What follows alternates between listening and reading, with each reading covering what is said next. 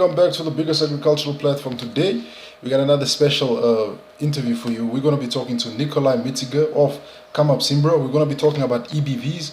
What are EBVs? How do you measure EBVs? And how do you read them?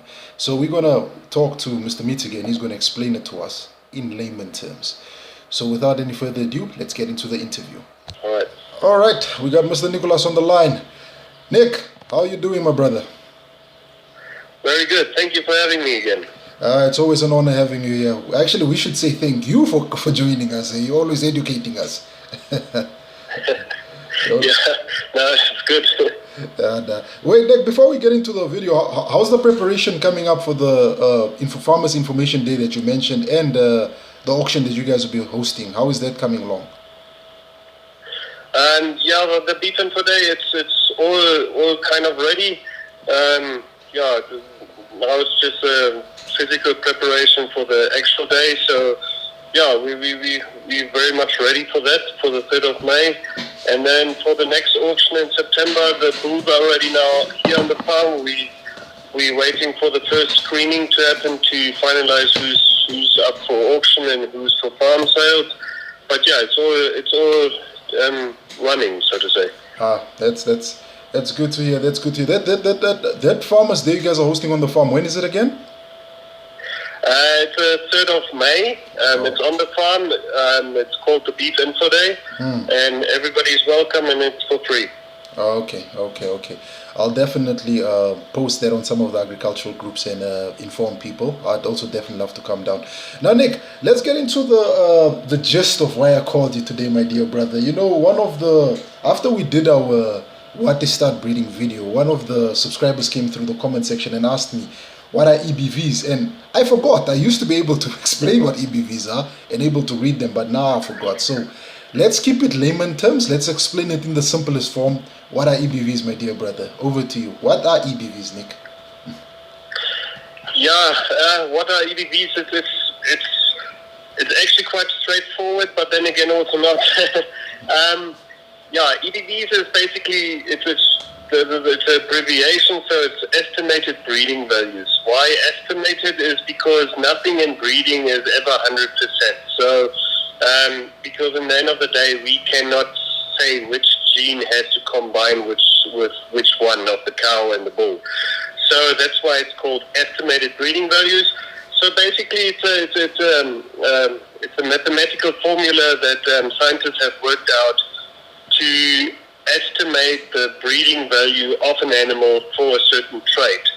And the great thing about EBVs, or why everybody nowadays uses EBVs instead of, old indexes and stuff like that, is because it's actually a breeding value. So saying it's a value to say or to show the genetic potential an animal has. So in the end of the day, because if we want to buy a bull or want to buy a female or want to do selection, it is for genetic traits. It does not help you take an inferior animal, give it a lot of feed and make it look good, and then say it has good genetics, because it doesn't have good genetics, it had a good environment. So the EBVs are calculated in such a way they take out all the environmental factors so that you really can compare genetics with one another. So you can compare a bull in Namibia with a bull in the Free State in South Africa. Even though he had a much nicer life there in the Free State, you still can compare directly the genetics with each other. So the real power in EBVs really is that you have all these different traits that you can have an EBV for. So you can very specifically select for a EBV or a certain trait. So if you want to select for higher weaning weights, then you would look at the 200-day EBV, and that's it. But as we all know in selection, that you should never ever select for one trait only, because genetics is just made that way. Certain things come with certain things. So if you select for the one, another one will follow, so to say. And therefore, but that is exactly where the power of the EBVs comes in, is you can select for multiple traits, yes, your genetic gain will be slower, but you will gain what you want to do, but still control what you don't want to do. So, for instance, if you would purely select on 200-day EBV, and/or in the olden days they selected for purely Wiener index heavy Wieners. So what then happened is indirectly everybody was breeding for high birth weights and high mature cow weight, and those two we don't want. So basically now the EBVs put us in a place where we can select for the 200 days, but still keep an eye on birth weight to keep that at a moderate stage, and we still keep an eye on mature cow weight to keep that in a moderate stage. So of course we won't get there that quickly, but we still will get a higher 200-day weight, but keep the birth weight and the mature cow weight at moderation if you select that way. But it can also be that you a terminal guy, then that doesn't matter. Then you just want a calf that grows fast as possible. Then your only gain or only thing you want to go for is the 200-day growth. But that is all stuff then that people have to decide themselves how they want to use the tool. So basically, EBVs is a tool for the bull buyer. I think a lot of people out there also say, yeah, but that's for the stud breeder. It's not. We stud breeders use that to produce what the commercial guys need. So in the end of the day, the EBV is actually for the commercial guys to make educated decisions on what to go for. But of course, there's many different EBVs. So in the end of the day, it comes back to what do you need, what do you want, or what you need to improve. So I think, yeah, people can use EBVs, but still they have to educate themselves in what they mean, but also where it fits in their production system. Okay. Then, Nick, why are they important? So, like you said right now, like me being a layman or just being a commercial guy, I'll say that, it's for stud breeders. I can't even read this thing. How do I understand it? So, why are they important? Why do you think that a first-time cattle farmer or first-time goat farmer needs to pay attention to the figures on the index of the animal? Why do you think that should be point number one in livestock farming? Let me put it that way. Well, in the end of the day, why do you buy a bull? You buy a bull to improve your genetics and or to be the sire of your next generation. So basically, you're just making a decision whether you want to farm forward, stay where you are, or go backwards. So basically, from the commercial side, I don't make a difference between commercial, communal, or hobby farmers, because in the end of the day, the animal gets sold. And so, for instance, let's just take the 200-day EBV as an example. It's the easiest and quickest to explain. So if you're producing Wieners, that's the EBV you're looking for. So the difference it can make to you is, see, these EBVs are shown in kilograms. So say now you buy a bull that is only a 5 on 200 days, and the average of the breed is 15. So that basically says, on average, that bull's calves will be 10 kilos lighter than the average Simbra, if that is now the breed you're using, right? So it's always compared to the average of the breed. So now you buy this bull with only 5 on 200 days. So basically, your next generation of calves is going to be, in average, 10 kilograms lighter than the average Simbra would have been. Or you go and make the decision and you buy a plus 25 on 200 days. So now suddenly you're buying a bull that is on average plus 10 kilograms. Well, that over 100 calves, 10 times 100, that's already a whole ton of calves that you can sell more on the Wiener auction. And then times that by 32, then you're already at 32,000 Rand. That bull would have produced you more than the average Simbra bull. So in the end of the day, it's basically it's economics. It's whether or not you want to make money with the cattle you have. But also, it's in the long term, it's genetic improvement, because if you continuously select for better growth, but at the same time for good birth weight and at the same time good mature cow weight, you're just going to start to produce much more efficient and replacement females, if that is your selection criteria. It always depends what you're selecting for. So in the end of the day, that's why the EBVs are there, so that you can make an educated decision whether or not you want to go breed big cows, small cows, medium cows, whether or not you want to improve your milk in your females or not, whether or not you want to improve your fat. For instance, there's EBVs for fat and an eye muscle area and stuff like that. And then there's, of course, the fertility indicators, the gestation length, the days to calving. So it's all things that you could improve or make worse, depending on what you do, by buying a bull. So basically, just giving you the specs of the bull. It's telling you what's in him. It's like if you buy a car, you also want to know how many horsepower. Is he 4x4 or 2x4? How many gears?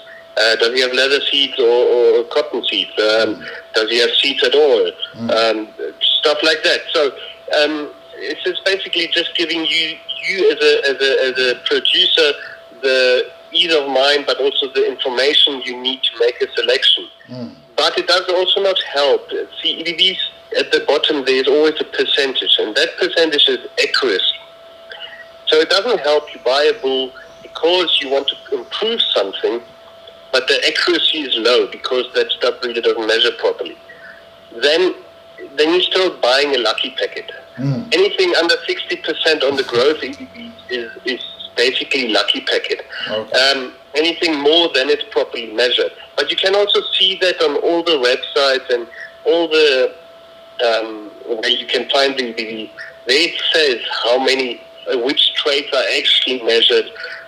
There's lots of tools to help the buyers to get the information they need. Of course, they must be willing to search for that information. But I think nowadays the internet is so easy to use. You just Google something and you find it. And then also when you search EBVs and stuff, or you're working with them, or you are on a website like www.simbra.org, then you go, or like every breed has their website, and then they usually have a thing they called Animal Inquiry. And then you go straight to the official website of Australia, where they develop the EBVs and calculate the EBVs. So now there you can get information of how EBVs are calculated, what to look for, what is correlated with what. So there you get a lot of information. So it's all out there. It's just, of course, people have to look at it and stuff. But at the end of the day, what I want to say is the EBVs are not there for fun and games. They are there for purpose. And some stud breeders, or a lot of stud breeders, do a lot of work and a lot of testing to get these EBVs out there. So I think they're quite important, and they can make a real difference. I mean, we've trialed it basically here on our farm with 2 bulls, but that was with steers. And the one had really good growth for steer production, so 200, 400, 600 days. And the other one had quite below average. And the difference just over this steer calves over 5 years in the 2 bulls was over 200,000 rand. So we basically could have bought the one bull for 200,000 and got the other one as a present, and we still would have made more money with the $200,000 bull. So that's what it comes down to. It's all rands and cents, or dollars and cents, or whatever currency there is. Then Nick, when are they important? You know, when one guy asked, when are EBVs, when do they really make sense to a person? Is it when you are in the production line, or is it when you go buy the bull on your farm? So when do they really play a significant role in one's agricultural business? Okay, I couldn't understand you quite well. You're asking when do you use them, or when do you look at them? Yeah. When do the importance of them play a role here? Importance of EBVs. Yeah, so the importance basically for us stud breeders now, we have EBVs for all our females, all our bulls and stuff. So we look at the EBVs at all times, so to say, for breeding decisions and selection decisions and stuff like that. But for the commercial guy, the EBVs really come in play when they're buying a bull, because that's actually the only time they're really in touch with EBVs and when their decision makes a difference. So basically at bull buying stage, they should have the criteria which they want to look at, and then they can make a decision according to that. And then usually you are left with 3 or 4 bulls, and then you select between those 4 bulls which one you like the most, and that's the bull you buy. And then and he's going to then take your herd further.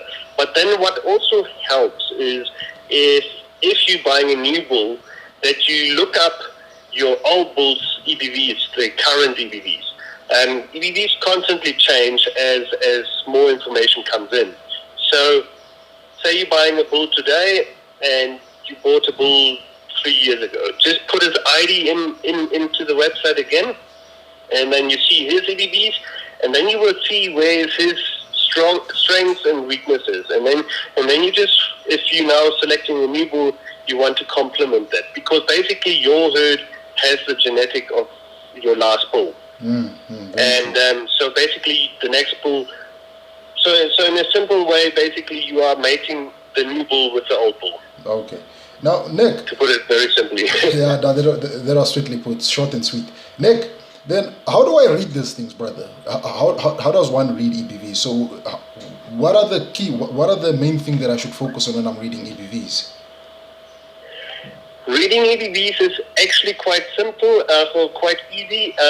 The main thing is you always compare it to the breed average. So when you have an EBV graph, there's usually up top is the title of what the EBV is for. Then comes the animal itself, so its own EBVs. Then comes the accuracy, that's the percentage how accurate that EBV is, and that will increase with more information. Then below that is the breed average EBV. So basically for some things you want to be above the average, other things you want to be on the average, and other things you want to be below the average. So basically your growth, of course we are getting paid for the kilograms, so we want a lot of growth. But of course that you have to do in moderation, but that's why you use the EBVs, then you can still look at the other things. So growth you usually want to have above average. Then mature cow weight, depending on which breed, if it is a larger frame B breed, I would say you want to be below the mature. Continue. Sorry about that. Okay. So in mature cow weight, you basically, if it's a large frame breed, I would say you want to be below average on mature cow weight. If it's a medium frame, you want to be at the average or below the average, but also not too low below the average. I mean, you don't want to start breeding dwarfs or stuff like that. But then birth weight, you want to be around breed average or less, especially if you use the bull on heifers. But if you know you're using the bull on cows, and you really just want that growth, because you're going to sell all the calves or whatever your idea is, then the birth weight can also be on the higher side. But if in general now, I'm talking now for the ideal bull, which does not exist, but so basically your gestation length and your days to calving, you want to be below the average of the breed, because you want it shorter. That's better fertility. Scrotal size, you want above average, because bigger scrotal size is directly correlated with fertility in heifers.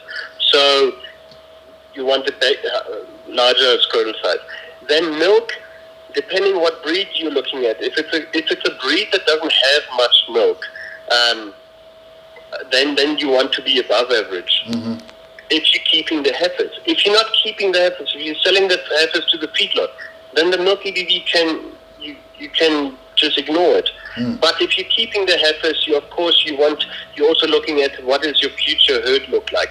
So if you know you have a milk problem, then you need a bull that will bring in milk. So then you're looking for above average milk. But if you're looking at a breed like Simmental, Brown V's, and Simbras that anyways have lots of milk, then you are fine if you're at the average. But if you know you have a problem with milk, you want to be above average with your new bull because you want to improve it as quickly as possible. But in the end of the day, you don't want too much milk, because any cow that produces too much milk basically puts everything into the udder. The calf grows like crazy, but the cow does not get back in calf because she's putting all her energy into milk production instead of also looking after herself. So there you have to kind of balance it. Then there's the carcass EBVs. The fat, I think you want to be more to the positive side. Eye muscle area, of course, also to the positive side. And then carcass weight, retail beef yield, all those you want to be to the positive. I know many different breeds have different EBVs. Then there's still the NFI EBVs. Then so the net feed intake EBVs, they're quite new. So that's how efficiently an animal turns food into growth. Then there's EBVs for temperament. We don't have those, but I know some breeds have temperament EBVs. So you're basically temperament EBV. Of course, you want to be better than the breed because we all know easier handling is less stress for everybody involved. So. But then also what is important to know about EBVs is if you go, below the EBVs usually then there's 3 indexes or 2 indexes depending which breed. And those indexes is a combination of EBVs calculated into a dollar value so that you know is that animal suited for your production system. So, for instance, if you're a Wiener producer, you would look at I'm now speaking of the Namibia, of the Simbra EBVs. If you're a Wiener producer, you would look at the self-replacing Wiener index. So then that index basically includes all the EBVs that have an effect on your productivity of Wiener production. Okay. But self-replacing, so you're keeping the heifers. Okay. Then there's the Namibian grass-fed index. That is mainly the index for steer production. And then there's the feedlot index, also self-replacing. So that's more the guys that want to keep the weaners until tolly age and then only sell them a little bit later. So those indexes is actually, if you're looking for just one figure, then look at the indexes. Okay. But if you really know your very exact things you need or you want, then you can look at all the EBVs. But you will never get the perfect bull. So you try to get as close as possible to where you want to be. All right.